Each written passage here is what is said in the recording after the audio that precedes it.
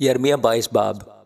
خداوند یوں فرماتا ہے کہ شاہ یہودا کے گھر کو جا اور وہاں یہ کلام سنا اور کہہ، اے شاہ یہودا جو داؤد کے تخت پر بیٹھا ہے، خداوند کا کلام سن۔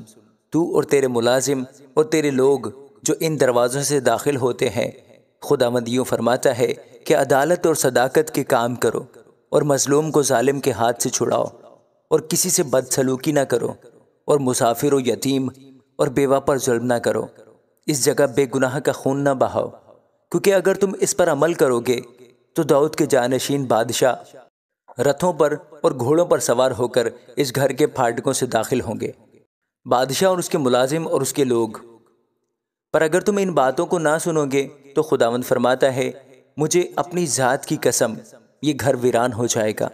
کیونکہ شاہ یہودا کے گھرانے کی بابت خداوند یوں فرماتا ہے کہ اگرچہ تو میرے لیے جلاد ہے اور لبنان کی چوٹی، تو بھی میں یقیناً تجھے اجاڑ دوں گا اور غیر آباد شہر بناؤں گا، اور میں تیرے خلاف غارت گروں کو مقرر کروں گا، ہر ایک کو اس کے ہتھیاروں سمیت، اور وہ تیرے نفیس دیوداروں کو کاٹ ڈالیں گے اور ان کو آگ میں ڈالیں گے، اور بہت سی قومیں اس شہر کی طرف سے گزریں گی، اور ان میں سے ایک دوسرے سے کہے گا کہ خداوند نے اس بڑے شہر سے ایسا کیوں کیا ہے؟ تب وہ جواب دیں گے کہ اس لیے کہ انہوں نے خداوند اپنے خدا کے عہد کو ترک کیا اور غیر معبودوں کی عبادت اور پرستش کی۔ مردہ پر نہ رو نہ نوحہ کرو، مگر اس پر جو چلا جاتا ہے زار زار نالا کرو، کیونکہ وہ پھر نہ آئے گا نہ اپنے وطن کو دیکھے گا۔ کیونکہ شاہ یہودا سلوم بن یوسیہ کی بابت، جو اپنے باپ یوسیہ کا جانشین ہوا اور اس جگہ سے چلا گیا، خداوند یوں فرماتا ہے کہ وہ پھر اس طرف نہ آئے گا، بلکہ وہ اسی جگہ مرے گا جہاں اسے اسیر کر کے لے گئے ہیں، اور اس ملک کو پھر نہ دیکھے گا۔ یہویاکیم کے بارے میں یرمیہ کا پیغام۔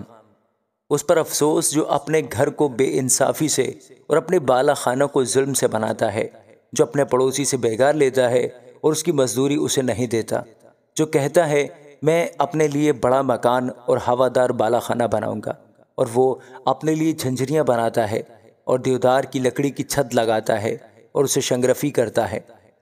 کیا تو اسی لیے سلطنت کرے گا کہ تجھے دیودار کے کام کا شوق ہے؟ کیا تیرے باپ نے نہیں کھایا پیا اور عدالت و صداقت نہیں کی جس سے اس کا بھلا ہوا؟ اس نے مسکین اور محتاج کا انصاف کیا، اسی سے اس کا بھلا ہوا۔ کیا یہی میرا عرفان نہ تھا؟ خداوند فرماتا ہے۔ پر تیری آنکھیں اور تیرا دل فقط لالچ اور بے گناہ کا خون بہانے اور ظلم و ستم پر لگے ہیں۔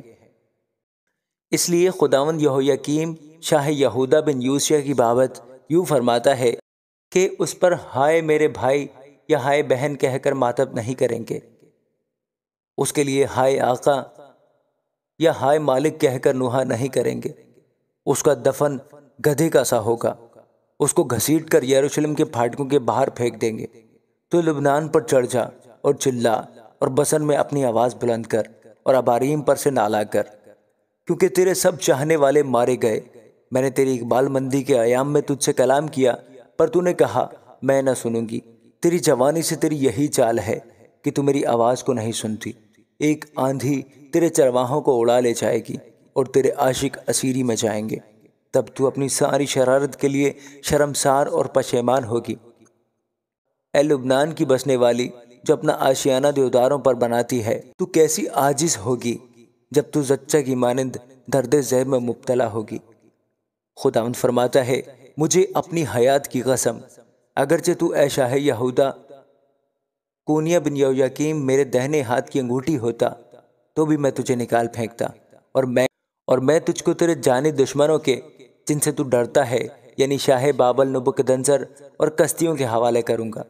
ہاں، میں تجھے اور تیری ماں کو جس سے تو پیدا ہوا غیر ملک میں جو تمہاری ذات بوم نہیں ہے ہانک دوں گا، اور تم وہیں مرو گے۔ جس ملک میں وہ واپس آنا چاہتے ہیں ہرگز لوٹ کر نہ آئیں گے۔ کیا یہ شخص کونیہ ناچیز ٹوٹا برتن ہے، یا ایسا برتن جسے کوئی نہیں پوچھتا؟ وہ اور اس کی اولاد کیوں نکال دیے گئے اور ایسے ملک میں جلا وطن کیے گئے جسے وہ نہیں جانتے؟ اے زمین زمین زمین، خداوند کا کلام سن۔ خداوند یوں فرماتا ہے کہ اس آدمی کو بے اولاد لکھو جو اپنے دنوں میں اقبال مندی کا منہ نہ دیکھے۔ کیونکہ اس کی اولاد میں سے کبھی کوئی ایسا اقبال مند نہ ہوگا کہ داؤد کے تخت پر بیٹھے اور یہودا پر سلطنت کرے۔ آمین۔